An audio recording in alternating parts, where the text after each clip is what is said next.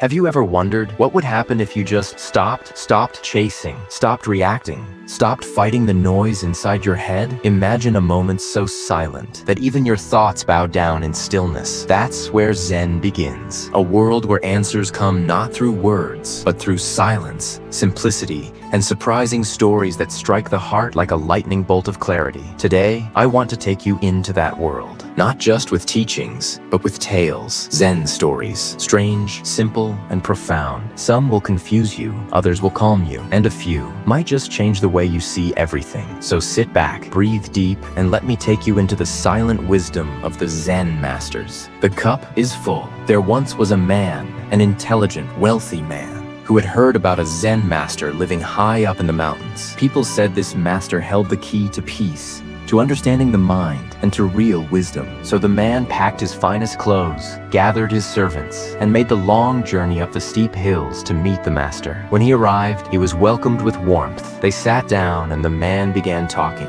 explaining all he had read, the philosophies he'd studied, the degrees he held. And as he spoke, the master simply listened and began pouring him some tea. He poured, and the tea rose to the brim, and then overflowed. The man jumped up. "Stop, the cup is full. No more can go in?" The master smiled. "Yes, just like you." And with that one sentence, the man understood. If your mind is already full of ideas, opinions, and beliefs, there is no room for anything new. To learn Zen, to understand life, first you must empty your cup. Maybe not. In a small village, there lived an old farmer. One day, his horse ran away. Upon hearing the news, the neighbors came to visit. "Such bad luck," they said. "Maybe," the farmer replied. The next day, the horse returned, bringing with it 3 wild horses. "How wonderful," the neighbors exclaimed. "Maybe," said the old man. The following day, his son tried to ride one of the untamed horses, was thrown off, and broke his leg. The neighbors came again. "Oh no, such misfortune." "Maybe," said the farmer. A week later, the army came through the village, conscripting young men for war.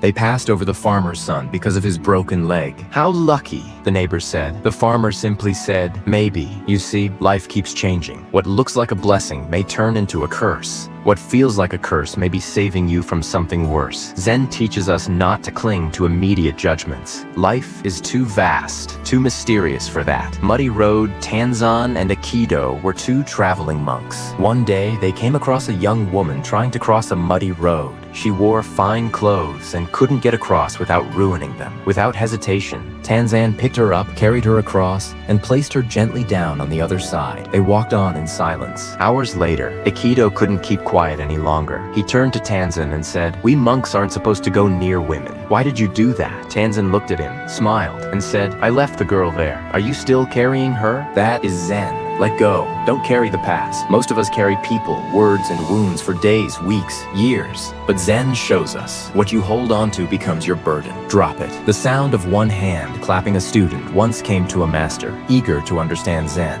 The master gave him a task. Go and discover the sound of one hand clapping. The student was confused. He clapped both hands together. Obvious sound. But with one hand, nothing. He meditated. He waved his hand. He slapped trees. Still no answer. Weeks passed. Finally, in deep silence, he stopped trying. And in that moment, he heard it. What was it? Maybe silence itself. Maybe the heartbeat. Maybe the rustling of existence that's always been there. Zen koans, like this one, aren't meant to have answers. They're meant to shatter logic and take you to a space beyond thought. No water, no moon. A Zen nun named Chiono had practiced for years, but hadn't yet experienced awakening. One night, she was carrying water in an old bamboo bucket. The moonlight shone brightly. As she walked, suddenly, the bucket broke. The water spilled out. The moon's reflection vanished. And in that moment, she was free. She wrote, "With the breaking of the bucket, no water, no moon, emptiness in my hand." Just like that, everything she had been chasing, enlightenment, peace, truth, revealed itself not in gain, but in letting go. Are you noticing the pattern? Zen doesn't come through study. It arrives when you stop, when your mind is quiet, when expectations vanish. Each story isn't about what happens, but what you see when the happening ends, when the doing disappears, and you're left just with being. Would you like to hear more?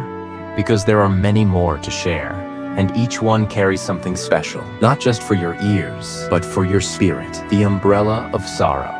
Long ago, in a remote mountain village, Villagers suffered under ceaseless rain. Crops failed, paths turned to mud, and the constant drip of water on tiled roofs felt like a funeral toll.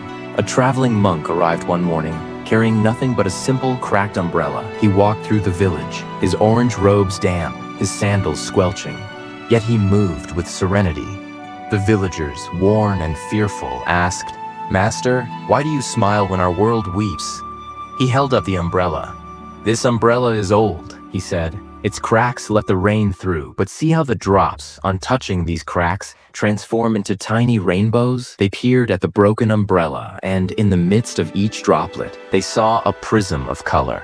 "Sorrow cracks our lives," the monk explained. "Yet through every crack, light still enters. Do not close yourself to suffering. Invite the light that comes through it."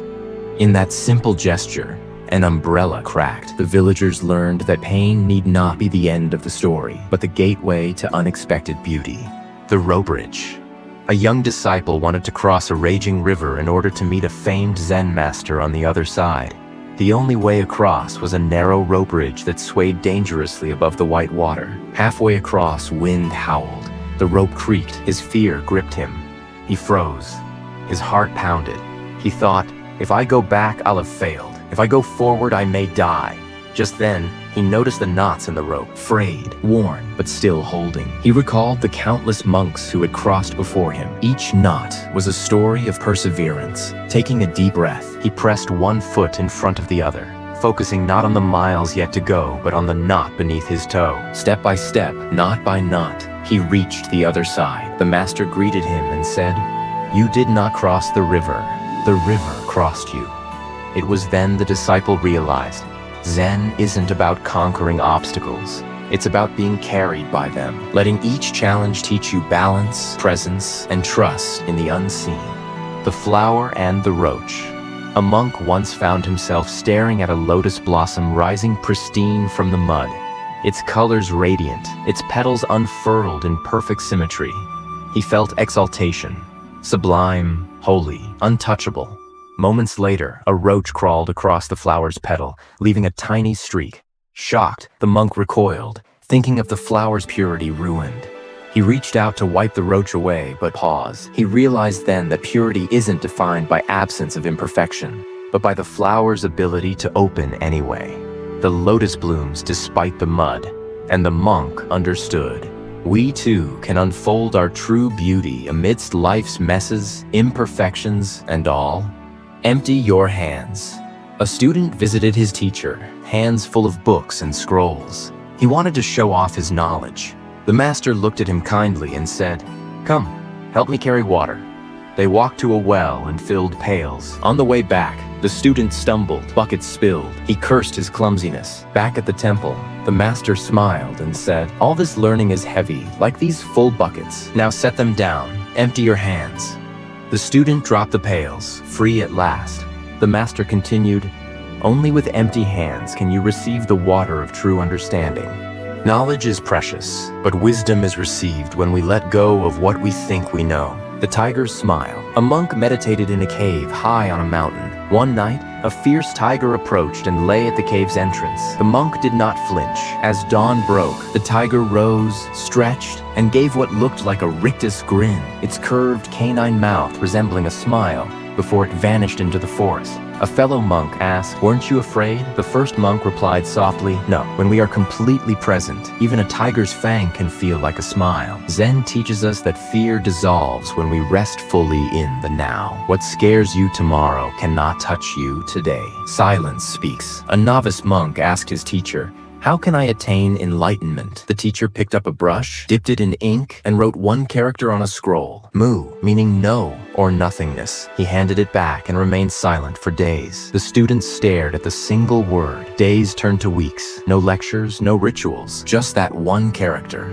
And finally, in the quiet space between his thoughts, he saw that the answer was not a destination, but the unspoken vastness beyond words. He realized that enlightenment is less a thing to attain than it is the absence of all barriers between self and life. Pause for a moment. Let these stories sink in. Which one spoke loudest in your mind? Was it the cracked umbrella painting rainbows, the lotus forgiving the roach, or the silent tiger smiling at dawn? Zen stories aren't puzzles to solve. They're sparks to ignite your own insight. They arrive unannounced in the midst of ordinary moments. A broken bucket, a storm, a flower. Your life is full of these small Zen moments if you simply look. The inkstone and the teacher. A scholar once visited a Zen master, bringing with him a precious inkstone carved with dragons. He placed it on the altar, bowed deeply, and asked to learn from the master. The master accepted, but each day would take the inkstone, rub and polish it, then return it spotless.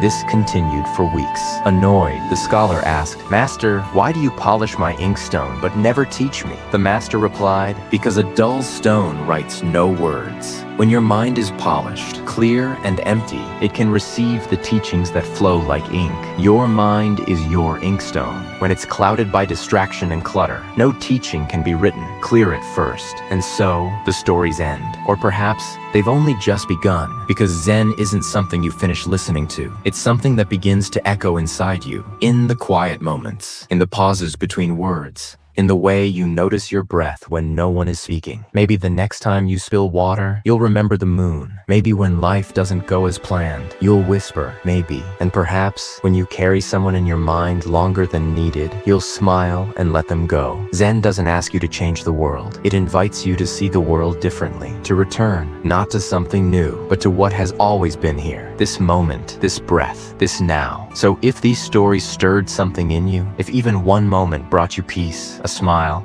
or silence, then I invite you to become part of this journey. Like this video, to let the teachings ripple outward. Subscribe, so that next time you need calm or clarity, the stories will find you. And in the comments, tell me, which story touched your heart the most? I read every word, and maybe your reflection will become someone else's inspiration. Thank you for walking this quiet path with me. Until next time, stay mindful, stay kind, and stay present. Namaste.